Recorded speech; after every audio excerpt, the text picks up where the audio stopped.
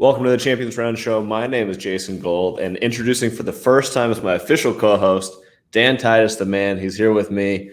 Today we're going to talk about NBA Finals Game 6. We're going to talk a little NFL fantasy as everybody's getting ready for their drafts. Dan, I'm super thrilled to have you on with us and officially part of the Champions Round family. Super hyped, Jason. Thanks for having me, dude. And really excited to talk about the finals. Fantasy football season's officially upon us. Just excited to talk about everything, man. So let's get it going. All right, so let's start with Game 6. Giannis, the freak, truly living up to his name in a way that I don't think that we've seen very many times, certainly not in my lifetime. A 50-burger in a closeout at home. Where's that performance rank for you? Some thoughts about Game 6 and maybe the Bucks run to a title. Dude, I mean, I think it ranks at the top. I mean, I can't think of a moment in a closeout performance where someone's dropped 50 because literally no one's ever done it before. The closest thing to it was Michael Jordan when he dropped 45. So to me, I'm like, this is up there. I mean, he's the first person to record multiple 30-point halves in a finals, the seventh player to drop 50 points in a finals game. He's the first player ever in NBA history to win most improved player, MVP, defensive player of the year, and finals MVP. This is an epic stamp on the career, the legacy of Giannis Antetokounmpo. And dude, I mean, the guy, he just played outstanding. And people forget, like, he had this hyperextended knee. We thought he was done. This man comes out of the woodworks and just delivers 35.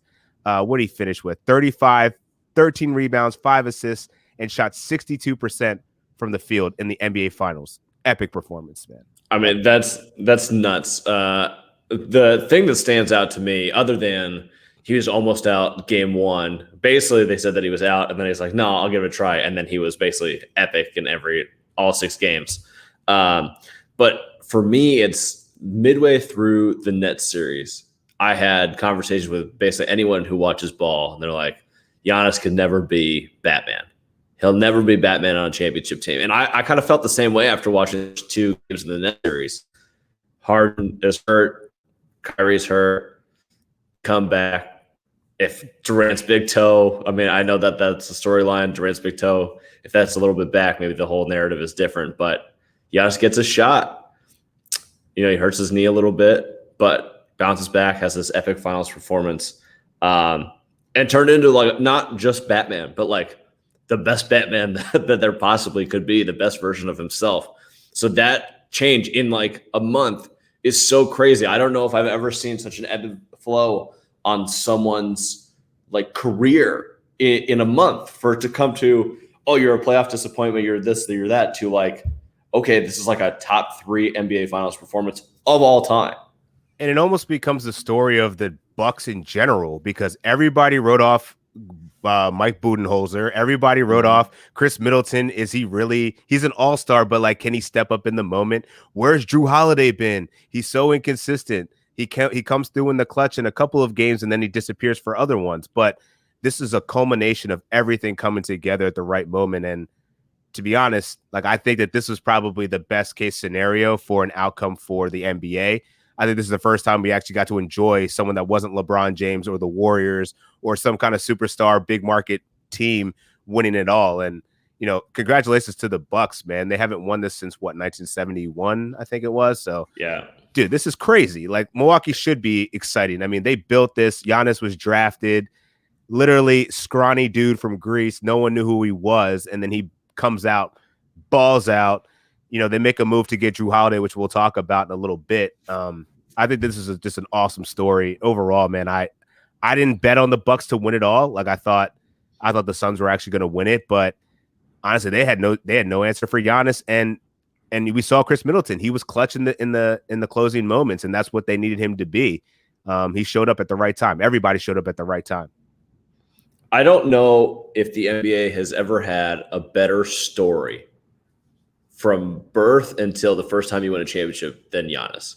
I don't know, from being the scrawny kid. Remember all like the old YouTube highlights, like when YouTube was trash, of like Giannis, like 15-year-old in like Division D in Greece, be like, yo, this kid is sick. And then to come out and like you said, most improved defensive player of the year, and then to win the finals like this with the 50 burgers a cap. I mean, I can't. It's only been one day, but it's really hard to grasp like how epic of a story this is. Like, this is a full-blown Hollywood script. You couldn't make this stuff up type of deal. Dude, the evolution of a basketball player, like in front of your eyes, like you watched it unfold from its journey from the beginning stages, and you're seeing the end of that story is hoisting the Larry O'Brien trophy, man. Like, oh, they're going to be making a lot of 30 for 30s after this performance. Absolutely. It's like the Dirk story on like super steroids. Right. Yeah, it's crazy. Before we get into kind of the Phoenix part of this, which I think is an important part to talk about, I do want to talk about the Jrue trade and kind of how that looks in retrospect. Obviously, they won the title, so it worked, but Jrue wasn't the reason they won the title. His defense, certainly, obviously in Game 5, he had a huge moment, but he was pretty trash offensively for most of the series and actually most of the playoffs. His defensive value, what he brought to that team on the perimeter, was insane. So I kind of want to get your thoughts on how that trade looks in retrospect. Yeah, I mean, the trade in general, man, I think, you got rid of Eric Bledsoe as a part of that. You shipped him, and, you pretty much shipped him out, as well as Steven Adams got traded to the Pelicans. The Bucks obviously got Jrue and Sam Merrill. Oklahoma City got George Hill. He wound up getting traded somewhere else. Kendrick Williams, a bunch of throw-in pieces. And then ultimately the Denver Nuggets got RJ Hampton, who then eventually got shipped to Orlando.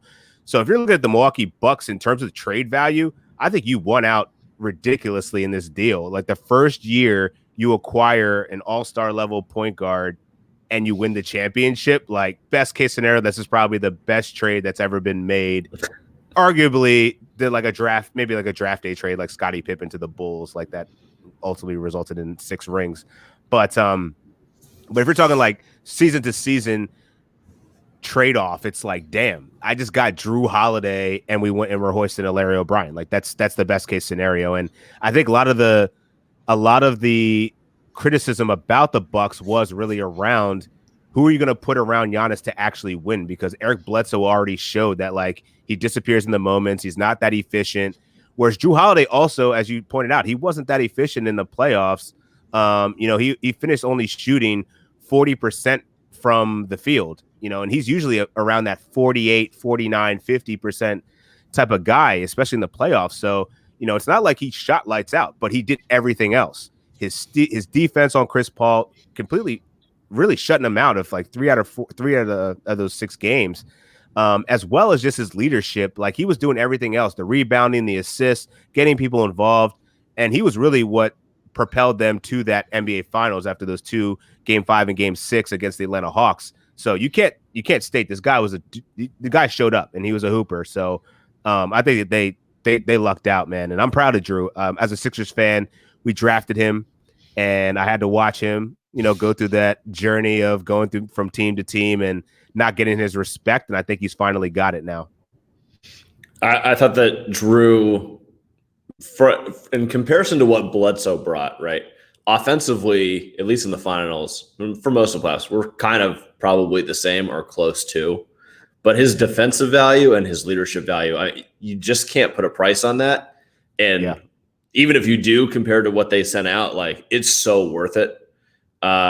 I thought he was awesome. It's probably awesome in the locker room for Giannis and for Coach Bud, having a leader on the floor like that, who handles the ball as much as he does. I thought it ended up being a great trade, better than I thought at the time that it would turn out. And when you think about it, I feel like I've been talking about this on several different segments or pods, but I think that they had like the perfect balance of like great team chemistry and like good people mixed with goons, because like, when they made that move for PJ Tucker, they were missing that edge. Same with Bobby Portis. Like, they needed a guy that's going to, stir up a little bit of controversy and get in people's faces, bring some extra energy and like defensive prowess as well as offensive skill set. And this was just like a perfect marriage of all of those things, because you got Chris Middleton, Jrue Holiday, and Giannis. They were probably 3 of the nicest guys in the league. Give them a couple goons and look what happens. Championship. So we could spend a whole podcast talking about how epic Bobby Portis was in Game 6. For real. It was, if it weren't for the 50 burger by Giannis, this was definitely the Bobby Portis game. 100%. I think my favorite like extra activity moment of the entire finals was Chris Paul trying to talk to Scott Foster and Bobby just standing there in his way, just smiling his ass off. Like, get out of here, you little gnat. You're like, get out of my way. I think that honestly, that was the moment where I think he knew it was like, yo, we got these guys, man. Like they're not gonna last out with this. Like Bobby was cheesing like he had nothing, no care in the world. Oh man, he was awesome. And then the interview right after, how much champagne have you have? And him and Pat Connaughton just looking at each other like, oh, we've probably gone through about 7 bottles already. It's been like 20 minutes. You know, Bobby Portis is their J.R. Smith. You know he had the 100%. Oh, he's going to be poured up so much Henny. So much Henny is going to be flowing on that parade. That's going to be great. All right, so let's switch over to the Phoenix side of this. I think the fallout from here really becomes, where does Chris Paul end up next? And does he end up back Phoenix? Phoenix obviously has a great core. Booker and Ayton ain't going anywhere. Although Ayton kind of struggled at the end of the series. Just, there's 6 games against Giannis is a lot. So he definitely needs to get a little bit stronger. I thought that Monty Williams, even though they lost, was awesome the entire series. And obviously, I mean, you saw everything afterwards. Monty's the best. But it really comes down to Chris here. Does he stay in Phoenix, or do you think he's going to end up somewhere else? Yeah, I think it's a great question, because the Phoenix Suns certainly have some decisions to make in terms of their cap, because Mikal Bridges and DeAndre Ayton are both eligible for extensions on their rookie deals. So they're going to have to pay up for those 2 guys to pair around. I mean, that's really your cornerstone of your franchise there with those 2 and Booker. I mean, if I'm Chris Paul, I'm giving them a discount in order to make that work, because I think that they showed that, they were one of the best teams performance-wise at home over the course of this season. They made it to the NBA Finals. They weren't that far off. Sure, there was some luck that played into that in terms of, injuries and other circumstances, but ultimately they were still the second best team in the Western Conference this season. So I think you run it back. I think Monty Williams and him obviously have a great rapport. Willie Green will be gone in terms of their coaching staff, but I think they built something there, and I think that they've shown that Chris Paul is the right fit to run that organization in terms of being a point guard, and letting Devin Booker, he's already had this playoff experience now. This is their first one.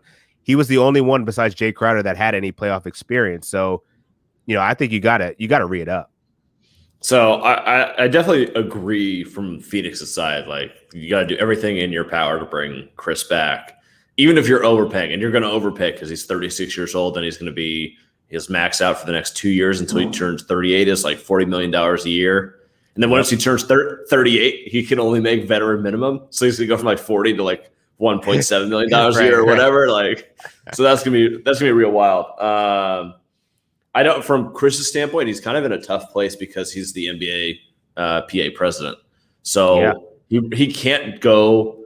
Like, people are talking about him going to the Lakers. Like, yeah, right. Okay. I'm a Lakers fan. That ain't happening. He's not going to take a $38 million discount as the NBA PA president. It's a horrible look.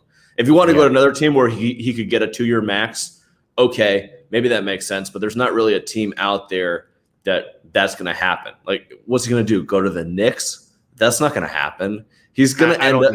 Yeah. Like, I don't really understand, unless there's a sign and trade that happens. Like, what does he want to do? A sign and trade where he ends up in Philadelphia and they trade Ben Simmons? Like, I don't really know what the move. I don't know what the move is here. Like, but why would the 76ers do that?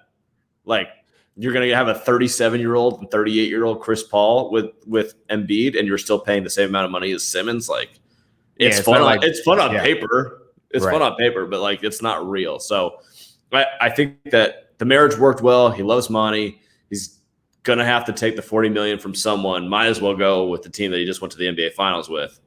But it would be to see him explore around a little bit and see kind of what trade offers might happen. I don't know what other teams would realistically make sense. Let's take the Lakers, all like the trash teams out of here. Are there any teams that actually make some sense for him to go and explore?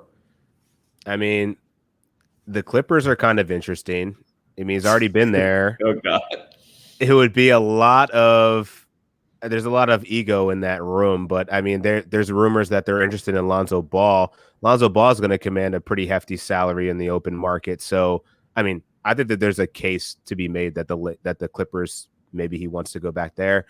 And him being with Ty Lue, I think would also be kind of interesting. But like, I just don't really see many options in terms of win now, get a championship with a brand new franchise. Like, he's been so good at taking teams to that next level. You know, we saw it with the Rockets, we saw it with the Thunder, even the Pelicans back in the day. But can he continue to do that? Like, I don't know, man. I think that the luck might be out for that. Like, for him to go to some other random team like the Knicks aren't going to just go into being contenders because Chris Paul joins that team. I don't think it's the right fit. I think Phoenix is the answer here, but I'm curious to see what the betting markets will say if he decides to opt out of that player option, you know, go free agency and then ultimately actually evaluate some suitors for his services, because I think he doesn't need the money right now. That dude wants a ring. So what's your best course to a ring? I would assume it would be with Phoenix. What about Miami? That's the dark horse.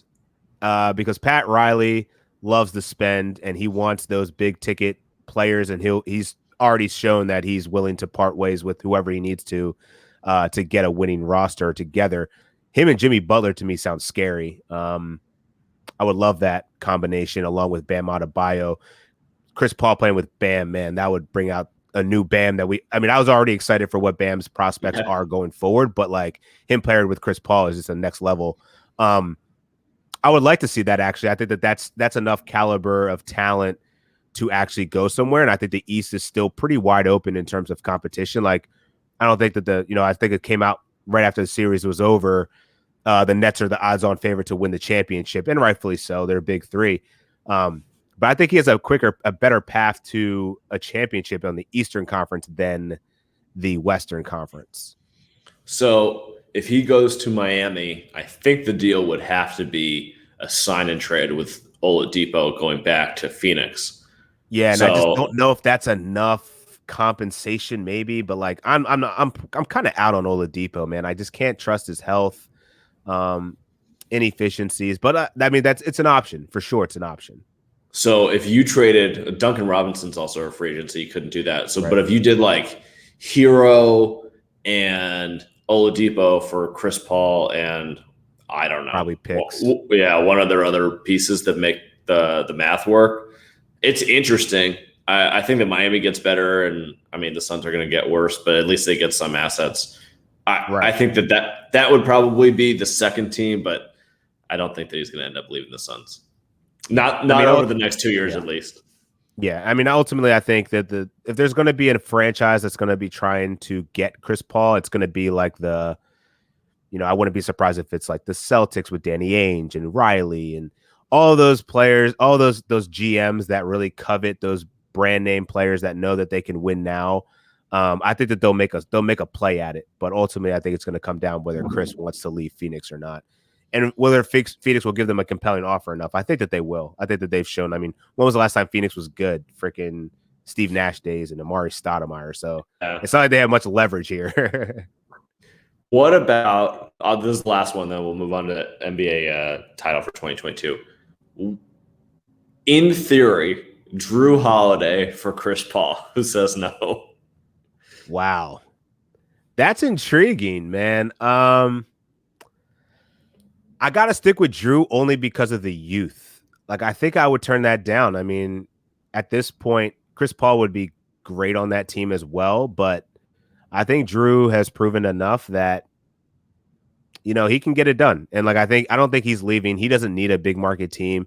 He's a very, I would say, humble type of leader, which I think is perfect for that franchise. And yeah, I think Jrue Holiday is officially off the market, man. I don't think he's going anywhere. Chris Middleton, he's not going anywhere. Like, I think that they have a core big three that's definitely going to be dangerous for years to come. Yeah, I agree with you. All right, so let's go on. 2022, I have the odds listed here. Nets plus 225, Lakers plus 450, Bucks 800, Warriors 1200, and Jazz 1200. That is the top five, excuse me. Further down the list, Suns 1400, Sixers 1600, Clippers 1800, which seems low, but Kawhi, I guess maybe probably out at least half the year. Nuggets at 2,000, Mavericks at 3,000. Any of those jump out to you, and who do you expect to kind of be in the mix next year? Yeah, I mean, the odds-on favorite, the Nets, if they're healthy, we don't know what that series against the Bucks really looks like. I mean, you talked about the toe, KD's toe, be on the line. Who knows where we could have been? This could be the Nets, seemingly winning the championship. So I'll be honest, man. If we're talking value, I'm looking at the Bucks at plus 800 here, 8-1. I think they've already proven that they have championship pedigree. They just won. Sure, there was some lucky circumstances that came up along the way here, and there's always that COVID factor. Over the course of the season, certain teams were hit more by that than others. But I think this could be the turning point in Giannis's career where he's the face of the NBA. Like, is he better than LeBron James now? I mean, I think an argument you could make it now. Like, this dude just dropped 50 points in the NBA Finals to close out a game. Like, against a very good defensive team. So I don't know, man. I think the Bucks are the scariest odds-on favorite there at plus 800. But the one I don't like really is the Clippers at plus 1,800 because I saw a report on, I think it was on Sports Grid. Ariel Epstein was talking to David Chow, who's a very prominent injury practitioner, medical doctor or whatever. And he was saying that there's a good possibility that Kawhi Leonard doesn't play all season because no matter what, even if you call it a partial ACL tear, there's still significant amount of recovery that goes into that operation. So I don't know. Plus 1,800 doesn't seem like I'd actually be looking at what their win total is going to be with the potential of Kawhi Leonard missing a significant portion of the season, if not all of it. So that's just an interesting portion. Then the other one, that the Nuggets at plus 2,000, what's Jamal Murray going to look like? We saw that the Nuggets weren't as effective with him off the court. So, I'm not surprised at their long shot there. But the dark horse, I think, would be the Mavericks. They've been very vocal about spending in free agency, and who knows what they do with Porzingis. If they can get some good value there, who knows what, imagine Damian Lillard playing with Luka or somebody, there's a very intriguing matchups that could be aligned in free agency that we could see some swing here. But right now, I think it makes sense to bet on the Nets. If they're fully healthy, that squad is dangerous. But the Lakers, I don't know, man. I don't know that they have enough depth to make that long haul to spend that at plus 450. But what are your thoughts there? So the Lakers one, I see it as being pretty tough to say that they're going to be 450. Like LeBron's 37 years old at this point, going into year 19. Like, and AD's always hurt. Like, it's tough. The one year that AD was able to make it all the way through the playoffs is when they took off 3 months in the middle of the season for COVID. So I find it hard to believe that AD is going to last the entire year. If they are able to get someone, they're not going to get Chris. They probably get DeMar DeRozan, maybe something like that. Maybe they end up getting like Russell Westbrook as a buyout, something like that. But like, I don't know how much that makes them like better than the 450. It might make them up to the plus 450. I just don't think you're getting value there. I do agree there's some value on the Bucks at 800. Just hard to repeat, although a little bit easier in the NBA.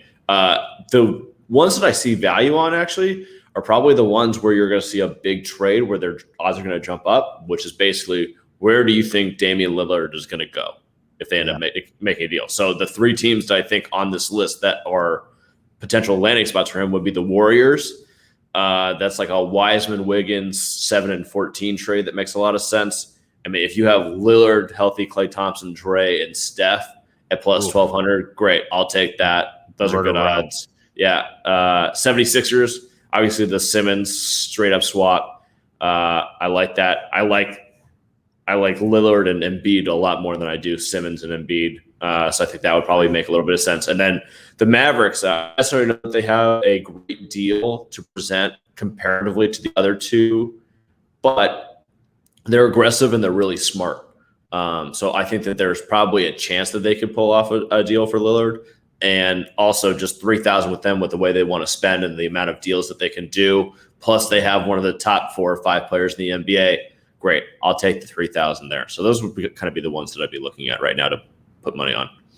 Yeah, I don't know that I feel comfortable placing a bet on futures until free agency is done. I don't really care too much about the draft. Like, I think, Cade Cunningham, and we'll get to that in a little bit at the end, but, I don't think there's anyone in the draft that's really going to sway this title run here, but free agency will. So I'm curious to see what some of the landing spots are. And then once the markets react to that, that's when I'll probably start laying down some money on those futures. Yeah, I doubt anyone's probably putting down bets right now, or at least serious ones. The draft is interesting because there's going to be movement. Right. So that's next Thursday. So you may be able to get some good odds then, but that would probably be the first day that I'd be looking to make any sort of legitimate move here. Yeah. All right, let's move on to fantasy football. We've hit all the NBA stuff for now. We're going to talk about the NBA draft a little bit later, and on our next podcast, we're going to really dive into the NBA draft, place a lot of money down. I love betting on the draft, so I'm excited for that. We'll talk about that at the end. Fantasy football. So we're getting right to the beginning of draft season. I've already had a couple of them. Unfortunately for me, I took Cam Akers in all of them, so all of my teams are already dead. That's great. I've been meaning to send up a prayer for you, buddy. I mean, I was watching you all during the SFB, and you've been hammering on Cam Akers all off season, and rightfully so, man. The dude's upside was spectacular. It's just tough. It's just a tough blow, but I'm at least, from a fantasy perspective, I'd rather have this information now before going into draft season. Like, imagine if you drafted him right before, right during a preseason or something, and this happens, like, your season's totally wrecked. Dynasty, you could still recover from this. Best ball, maybe not so much. Hopefully you got some depth, but yeah, it's just an awful news for him, the Rams, and as well as their, your fantasy teams. Yeah, my theory that handcuffs are stupid is really coming to bite me in the ass right now. Why didn't I take Darrell Henderson in every league? I mean, I don't disagree with you though, man. Like, handcuffs, like, life's too short for handcuffs. Like, you're wasting bench spots on dudes to fail, and that's not how you play fantasy football. Like, you gotta bank on upside. So why am I gonna spend a valuable roster spot on some guy that may not get hurt and ball out for me, and I got this guy just sitting there? Like, nah, I'll go get the handcuff for another team. For if they go down, then I'm winning, right? So exactly. That's what I was going to say. It's like, I hope other people get injured, not our right. All right. So what I want to do, this is going to be the start of about a month and a half of us doing pods on fantasy football leading up to everybody's draft. So we'll ease into it. We're just going to do a half PPR redraft 12-teamer first round. So basically your top 12 guys on the board. And you got first pick. We're going to go back and forth until we get to 12. So you're on the clock. You got 1-1. 1-1. I'm going to go, man, it's tough here because we're talking half point PPR. And, I love what I've seen out of the likes of CMC in years past and Derrick Henry last year specifically, Dalvin Cook. To me, the right selection is Derrick Henry. And the reason I'm picking Derrick Henry is because this guy is an absolute monster. And the Titans did a great thing this year by going out and getting another 1B to opposite A.J. Brown and Julio Jones. I think this is only going to help the offense for the Titans even more, because now, even if teams decide to stack the box, they're going to get beat on the outside. And then you can't stack the box because you don't want to get beat. Tannehill has proven to be one of the most efficient, accurate, and best quarterbacks over the course of the last 16 games. So to me, I think that this is great news for Derrick Henry. He's going to be getting positive game scripts where he's going to be running the ball at least 20 to 30 times. He's the workhorse back. There's no one really competing for snaps behind him. So to me, take the league's leading rusher. He has enough tread. He doesn't have enough tread on his tires yet that I would say that he's, at risk of falling victim to injury or, possibly some regression. I think he's still firmly in his prime. And if in terms of reliability, out of the people that I've named, Derrick Henry is the strongest out of them. So I'm taking Derrick at number 1. Well, the one thing with Derrick Henry, I mean, I'll knock on wood, but the guy doesn't get hurt. He's a freight train. So if you're going to take, I basically have a list of 5 guys who I would be okay with taking any of them at 1, which is McCaffrey, Cook, Kamara, Henry, and Saquon. Of all of those guys, the only two who haven't really had any significant injury are Henry and Kamara, which very different body types for both of them to not get injured. So I don't know what that means for Kamara. But yeah, you're right. The positive game script thing is huge here. Like Tannehill is a very good quarterback. When he's been healthy over the last 2 years, he's like QB7. And when he's really been cooking, he's been, QB1 or 2. He's been awesome. So I get that. Julio and A.J. Brown, so long as the two of them are healthy, they're going to score a lot of points. Their defense also stinks. So good. You're just going to have more. You're going to have more plays. Generally a good thing for fantasy football. So I cannot fault you for taking Derrick Henry. He's going to score a lot of touchdowns and probably have another big year. If I were picking one, I probably wouldn't go there because I just think, and I'll make the pick here, number 2, Christian McCaffrey. I just think the upside, if McCaffrey is fully going, is so much higher than everybody else. You go back 2 years when he had the 1,000, half PPR, anything where you're getting points for reception, he's just so much more valuable than anyone else. He also has a new quarterback who should be great for him, and a good system around him. Like Joe Brady's an excellent offensive coordinator. They also have now 3 legitimate wide receivers with DJ Moore, Robbie Anderson, and the young kid, Terrace Marshall from LSU. I think that they're going to be a better offense than people think. And I think Darnold's going to be a little bit better than people think also. And it's going to provide a lot of room for McCaffrey. Also, their offensive line is much improved. I think that there's it's realistic for Christian McCaffrey to catch 85 balls this year, 90 balls. So yeah, as long as he's healthy, I would take him number 1 above anyone else. Yeah, no disagreement there. I mean, I think that this is where the value is going to be great, because I think that there's the top tier of backs to me is really Henry, CMC, and Dalvin. That's how I have them ranked. And my only concern about CMC is that durability. Last year was really a struggle for him, but I'm also, they have a new quarterback, right? And Curtis Samuel's not there anymore, but they did draft Terrace Marshall as you stated. But I think that he's still going to be the focal point of the offense. So that's what you want. You want a 3-down back workhorse. Who's behind him? Chuba Hubbard. Yeah. I think it's pretty safe to say that CMC is going to get a healthy workload and dose coming up in this upcoming year. So great pick. Totally makes sense. All right. You're on the board with the 3rd pick. Yeah, so I already teased it. Dalvin Cook, man, this guy's coming off of a monster season. And yeah, he comes with some health risks as well. But I mean, you can't deny 1,500 yards, averaging over 5 yards per carry. He scored 17 touchdowns. And it's not that it's just him on the run game. He was also very active in the pass game. He had 361 receiving yards. In the previous year before that, he had 519. So you see what his upside is.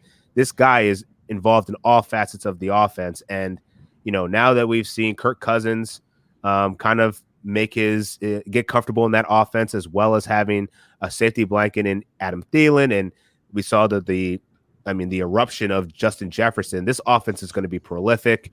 I see no reason why they're going to have any letdown from last season. This guy's going to be a 3-down monster. I think you could argue that he could go number 1 just for the pure volume that he's going to be getting. He ranks in above, top 5 in a lot of the offensive metrics for running backs in terms of carries per share, in terms of elusiveness, juke rating. I mean, this guy is just a stud. So I think that any league that rewards, if you go for a 50-yard run, stuff like that, like this guy has breakaway speed. He does it all. So to me, Dalvin Cook makes sense at number 3. So I love Dalvin. I love him at number 3 right here. I could totally see him taking a number 1. He also, because of the Vikings offense, they also have my second favorite backup. Go draft Alexander Madison. If Dalvin Cook goes down, Madison is going to be a monster. For the record, my number 1 is Tony Pollard because he's better than Ezekiel Elliott right now, and you can't convince me otherwise. We agree, but he's not better than Ezekiel Elliott. But he is the top handcuff. Dude, you're not falling in love with all those shredded freaking Zeke photos and stuff? Like, oh my God. He looks like he's 210 pounds. Oh my God. He looks so tiny super now. Skinny. Yeah, he looks super he always falls forward. Scary skinny. Scary skinny. You're right. All right. Number 4, I'll take a guy coming back from injury. So this obviously is going to come down to between Saquon and Kamara, and I'm going to go Saquon here for 2 reasons. One, I think that the Giants, their offensive line definitely improved. I think that Daniel Jones will be a little bit better. They have more weapons on the outside with Kenny Golladay coming in now. Hopefully that opens it up. But really, this is just banking on Saquon's talent. It's there. It has always been there if he's healthy. Like you said before with Dalvin, with the 50-yard runs, if your league rewards that, I mean, Saquon's going to do that all the time. He's also probably the second best pass-catching running back in the NFL. If he's healthy, his upside is higher than just about everyone's and maybe higher than McCaffrey's. The injury risk is just way higher. So I will go him here. And the reason to fade Kamara here is just I have no idea what that offense is going to look like with Hill or Winston. It's really tough for me to bank on a guy going top 5 and not know who the quarterback is. If it's Taysom, they're going to run a lot more, which takes the ball out of Kamara's hands. If it's Winston, he's not really a dump-off guy. He throws it down the field a lot more. So I just don't know what that looks like. It's a little scary to take Kamara at number 4. Yeah, I would agree for most parts, except that, I don't know. I have Saquon Barkley in my rankings. I have him, number 6, actually, behind a guy that you hate in Ezekiel Elliott. And it's probably because I've actually never been a huge Saquon Barkley owner or manager, mainly because his injury risk is just so high, but the upside is tremendous. So like, you're not playing for injury. So I totally understand the value play here and what, seemingly should be a better offense, right? Like Daniel Jones is another year removed from, being the man. And now you have Kenny Golladay there to help stretch the field. You spend some draft capital to get Kadarius Toney. Evan Ingram still sucks, but ultimately you still have a good shot at getting someone that can at least take some pressure off of him having to be the focal point of the offense, which I think is the point, right? Like you want Daniel Jones to actually have time to throw the ball, time to set up the offense and actually control the clock, which they were never really good at. So I think Saquon's a good bet. I would say that also you claimed him, he's the second best receiving back. I would say he's probably 3rd behind the guy that I'm going to take at number 5 or number 4. Can't count. Number 5. Number 5, I can't count. Alvin Kamara. I think Alvin Kamara is the second best catching back to Christian McCaffrey. And I mean, you can't. I totally get the concern about who's going to be under center. I think it's ultimately going to be Jameis Winston, and I don't know if it's because I don't. I love to believe that his off-season regimen is actually going to amount to something positive, because like it's doing the most ridiculous stuff I've ever seen to prove that he's a legitimate quarterback. But ultimately, I think it's going to come down to passing. I think Taysom Hill kind of got found out a little bit. I think that he could be schemed around the goal line for sure. Taysom Hill is very valuable, but if we're talking about a full game, I think you're going to need someone that can actually stretch the field a little bit longer. And to utilize Michael Thomas, fully healthy with this offensive skill set, I think Jameis Winston's going to be the guy.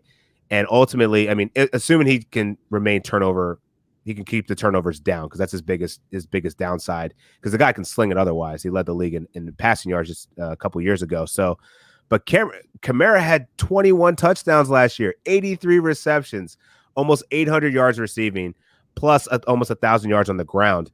I think we're going to see more of him on the ground, actually. So, we could be looking at 1,000-yard potential for Kamara if Jameis Winston's under center. If Taysom Hill winds up getting the nod, we might have to reevaluate a little bit on how high we're going to keep him ranked. But as of right now, I'm under the assumption that Jameis is going to be the guy, and Kamara at number 5, great value. So I think that Kamara, you make a lot of good points here. I think that Kamara has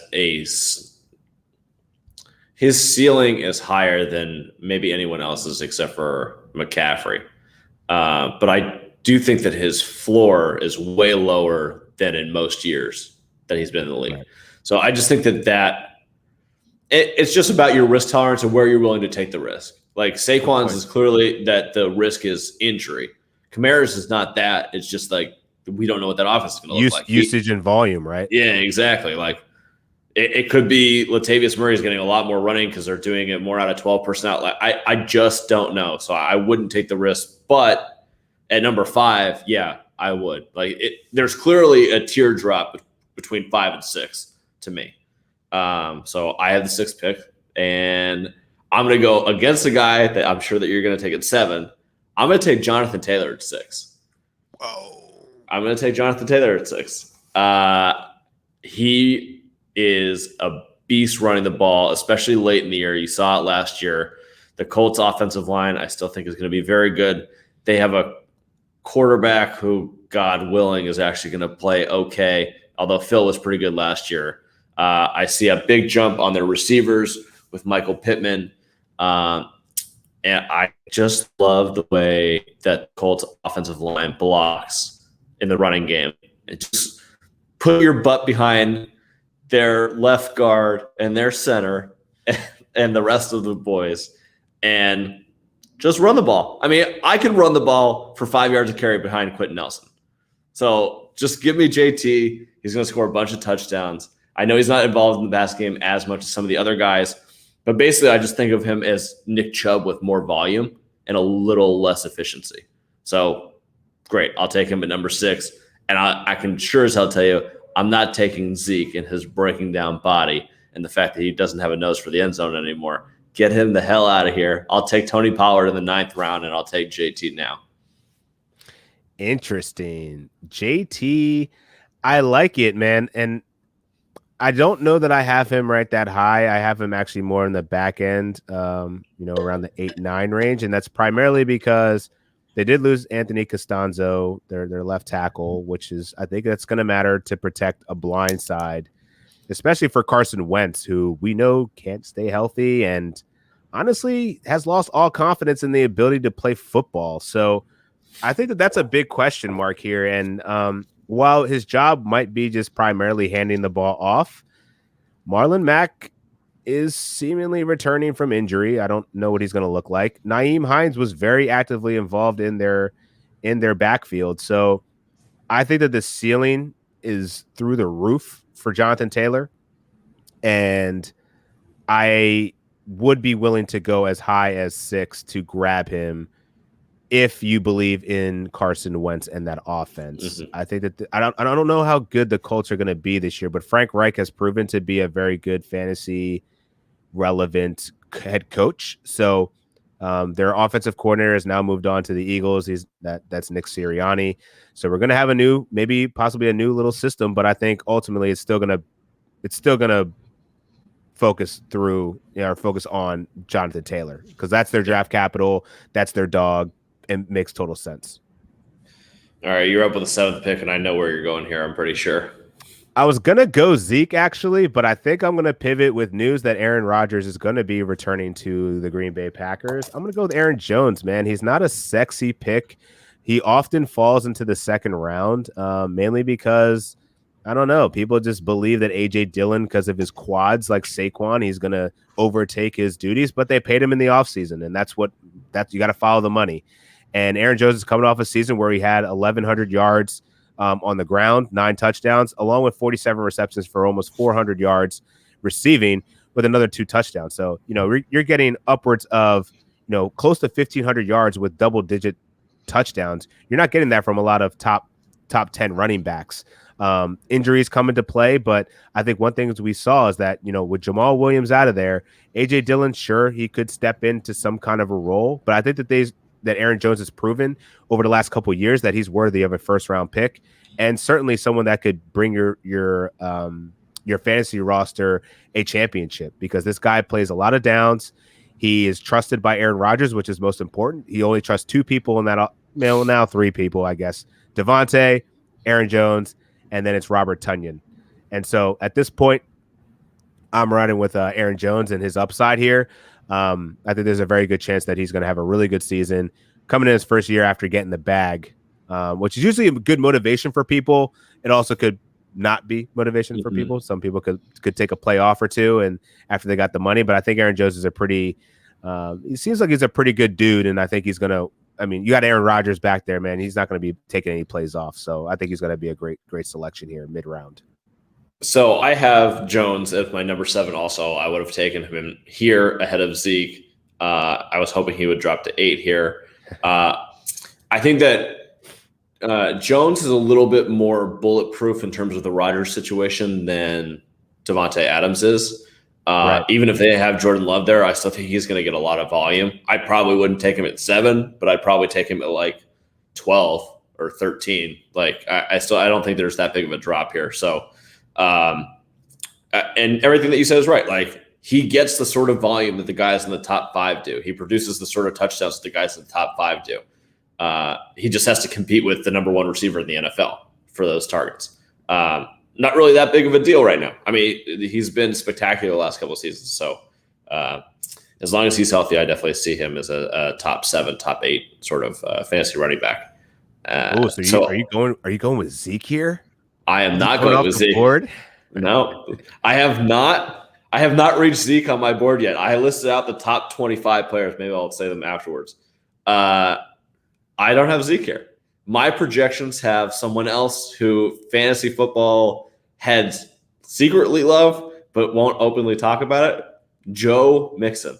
I'm going to take Joe Mixon at number 8. So my projections have him actually ranked as the 6th best back this year based on volume. Gio's out of the way. P. Ryan's is back up. I think he's going to get a ton of volume. And that the defense stinks. They're going to have to throw the ball all over the place. They have 3 great wide receiver weapons. But they really don't have anyone to compete with him on the running game. And if people are going to cover those 3 deep, there's going to be so many checkdowns. Burrow. They're going to go right to Mixon. I think he's in for an absolutely monster season. Again, with Mixon, does he have to stay healthy? Yes, in order for this to work as the 8th pick. But I think Mixon's going to be, I mean, I would take him. I would take him as high as 6, honestly. And I might be getting to that point as we get later into the season. But yeah, I'm a huge fan of Mixon this year. Wow, as high as 6. I like Joe Mixon. The injury woes, he got the bag. Their offensive line, Joe Burrow's coming off a major knee reconstruction. They're loaded at wide receiver. Loaded, absolutely loaded. I mean, I see the upside here. Not sure that I would go as high as 6, but I think you're grabbing him right at the right place here.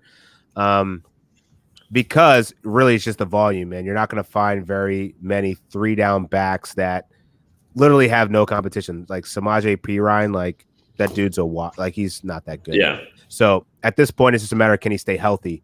When he's on the field, he's productive. Now, the only concern, I think the biggest concern is really that offensive line play. Mm-hmm. You know, but that should also bode if the quarterback can get the ball out, he should have dump passes and catching the ball in the flat and stuff like that. So, he should still have some value there, even if their offensive line is trash in the receiving game, which I think is really important for half-point PPR. Absolutely. All right. Now are you going to take the guy we've been talking about way too much? I'm taking him off the books, man. Okay, like he's got to go. He's got to go. So yeah, I'm taking Ezekiel Elliott here. It's only his 2nd season where he didn't have over 1,000 yards on the ground, but he still had, almost 1,200. He had over 1,200 yards total yards. So, this guy, I feel like in this offense, Dak is coming off a pretty serious knee injury himself, but similar to the Cincinnati Bengals, I actually trust the Dallas Cowboys offensive line more than I trust the Cincinnati Bengals. This is why I think Zeke is due for a bounce back. With Dak under center, they're going to be throwing the ball more, but excuse me, they're going to be throwing the ball more, but there's one thing you can count on, and that's Ezekiel Elliott getting first downs, touchdowns, and everything else. And while you're high on Tony Pollard, he's not as good as Ezekiel Elliott. And he's just nowhere close to it. They're not even in the same stratosphere. Zeke has the talent, the pedigree, the floor. Worst case, you're getting 1,200 yards and almost 10 TDs. I'll take that floor any day of the week in the back end of a draft. I think this is a perfect spot for a guy like him. And he's in the best shape of his life, so to speak. I don't know that I'm believing it with those pictures, but hey, if he had to get lean to make him feel like he's going to last 16 games or now 17 games, I'm all for it. I think he took the offseason to get his mind right, get his body right. I think that's probably been one of the biggest hurdles for him was his mental approach to the game. And he's seemingly ready to win, man. Dallas sucks. They have a lot to to come back to, man. They're not a winning franchise anymore. So I think there's a lot to be said about grabbing a running back who has 3-down potential already, has this a clear floor that he's going to at least deliver over 1,200 total yards. All right, so we're getting to the zone where the Zeke hate for me kind of has to stop. I have him at 10, so drafting that's not that bad. Drafting him at 9 is fine. I love Tony Pollard. He's just not going to get the volume of Zeke, not even close. He's still better, but that's okay. Look, I think that the Cowboys' offense in general is just a massive, massive buy. Once again, defense is going to be awful. They're going to throw the ball all over the field. The offensive line, hopefully, looks like they're going to be a little bit healthier and a little bit better. Dak's going to be an absolute monster this year. We'll talk about this in future podcasts, but I think he's QB1 this year, and there's not a whole lot in my mind. Like, you can't throw me off of that set. He's going to be awesome. And also, we'll talk about this. We're going to talk about our breakout stars to finish out the podcast, but CeeDee Lamb, like, I have I don't know, heart emojis coming out from my eyeballs looking at this guy. So I'm all in on the Cowboys offense. If you want to take Zeke at 7, 8, 9, 10, just based on the offense and the amount of volume he's going to get within that offense, fine. I just wouldn't take him, above any of the top 5 guys, and then it's a matter of preference. Him being leaned out is probably good, but can he last the 17 games? He kind of looked like trash. He wasn't really good in the red zone last year. He wasn't efficient after, getting hit. He wasn't breaking tackles the same way as last year. So, he's put a lot of miles on. He was used like crazy at Ohio State. He's been used like crazy since he came into the NFL. He's got a 26-year-old's body, or 26-year-old is his age, but like he's got a body of a 35-year-old at this point. He's got a lot of miles on him. So, I don't know how much longer he's going to look like Zeke Elliott. Maybe leaning out is a good thing for him. We'll see. So I have the 10th pick here. I'm going to go Antonio Gibson, someone that I drafted in pretty much every dynasty league last year. I have him ranked 9th overall. I think he's going to be an absolute monster this year. Him and Akers were kind of tied with me as like the 9th guy and like the big breakout guy, the second-year guy I really wanted to be behind.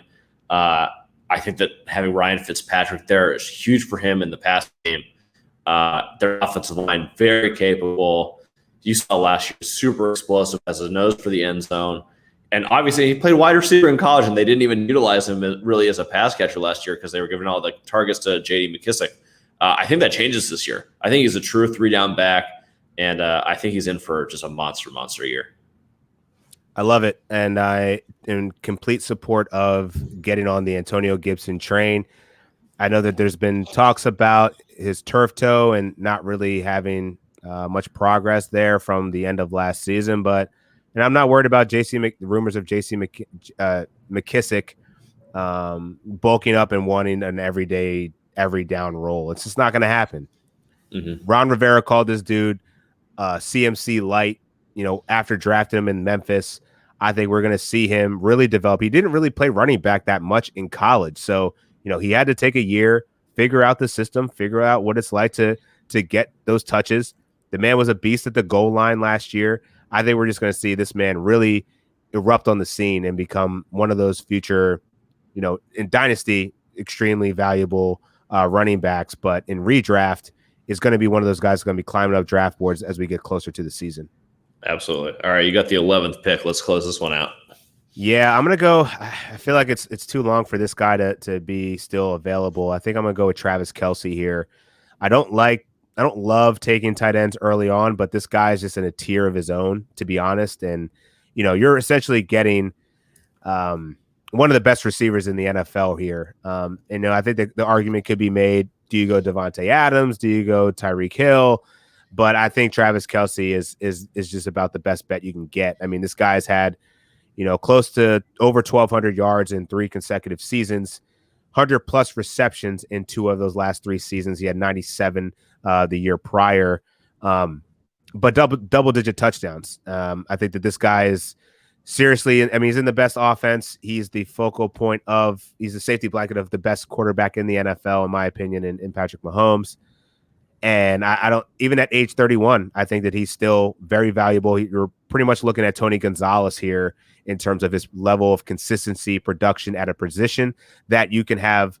If you're drafting him as number one or in the first round, I should say, you're already going to have an advantage in that position battle. And as long as you can stack your team appropriately, you're probably going to have to go, running back, wide receiver, running back on the next two draft picks, but you can certainly build around a tight end. So I totally am on board with taking Travis Kelce in the first round for what upside he brings you at that position. I think that the positional value with Kelce is unmatched. I mean, it's unlike anything else in fantasy football. It's kind of a cheat code, specifically or at least the last 2 years, 3 years, when he's just been out of this world. Even look at like Darren Waller in the season he had this year. He wasn't even sniffing what Kelce was doing. So if you can get him and Kelce produces another one of those years, you're kind of already winning the battle. And if you have Kelce on your team healthy, you're kind of not missing the playoffs. Like you're playoff proof a little bit. So, so that might alone make him, a top 5 pick. And I think after could have gone a lot earlier. You're right. I think after 2, like you go CMC and Dalvin. After that, if you want to take Kelce 3, just positional value alone, fine. Like I totally get it. Especially if you're in a full PPR league where you're not going to find it from tight ends really, and you basically have 4 or 5 guys who are going to get any sort of volume that is going to get you value. Sure, I'm great with it. Half PPR, I have Kelce 13, but based on how the league's going, and if running backs fly off the board early, all down with going Kelce. So I love that pick at 11. Number 12, closing out the first round. I'm in a tough position here. I'm not going to go wide receiver. Just doesn't really make sense. There's so many good wide receivers in the second, third, fourth round. I kind of don't want to touch any of them in the first round. So I've kind of down to Eckler and Chubb here, and you're kind of splitting hairs. I'm going to go Eckler just because of half PPR. I think there's a chance that him and Herbert just have an insane connection this year, and he has like 90 catches. He may only rush for 600 yards, but he has 90 catches for like 1,000 yards and 8 touchdowns. He's basically a wide receiver with like 600 rushing yards. Okay, great. Chubb could have, and I had Chubb on a lot of teams last year, and he won a couple leagues for me. He was awesome at the end of the year. He's basically like Derrick Henry light. He averages like 5.5 yards a rush. Like Chubb's awesome. But you're just not getting the same volume as you would be from Eckler. So that's kind of the tiebreaker for me. But I would fault no one for going Chubb in the situation. Yeah, no disagreement there, man. Like, and the only thing is I would choose. Yeah, it's because Nick Chubb is one of the best pure runners in the NFL, but that the lack of receptions for him is why I wouldn't pick him over Austin Eckler. I think Austin Eckler could get potentially some goal line carries.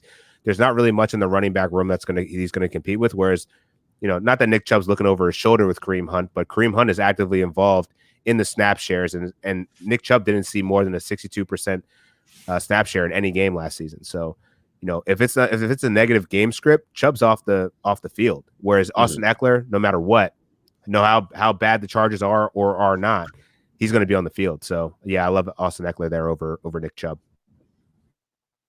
All right, so let's finish off podcast. Let's talk about some breakout stars.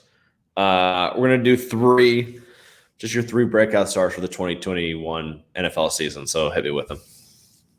Jalen Hurts, TJ Hawkinson, and my third was Antonio Gibson. All right. I love those. So we actually shared one. My number 1 is CeeDee Lamb. Number two is TJ Hawkinson. Hey, just because of the volume, man. I think that he's going to be a top 3 tight end this year. Who the hell is Goff going to throw to? It's got to be TJ Hawkinson. You know what I'm saying? Like, it's not going to be Tyrell Williams, who is like, he did nothing. Cephas, what's his name? Quintez Cephas. Like, nah, I don't believe it. Yeah, Brashad Perryman, Amon-Ra St. Brown, like it's not really great. And also Goff has proven before that he can support a couple guys in fantasy. I know he's not with McVay, but he's a good enough quarterback to support some guys. And also, the Lions are going to be down by 30 points in every game. They're going to throw the ball. Hawkinson's going to have like 150 targets. And let's be honest, Jared Goff's arm isn't, the best. So this guy's going to be hitting people down the seams, quick little comeback passes, moving the chains. And guess who's going to be a safety blanket for all that? TJ Hawkinson. Absolutely. I'm huge on Hawkins this year. The third one is further down the list. Like, this isn't someone I would draft in like the first 4 or 5 rounds.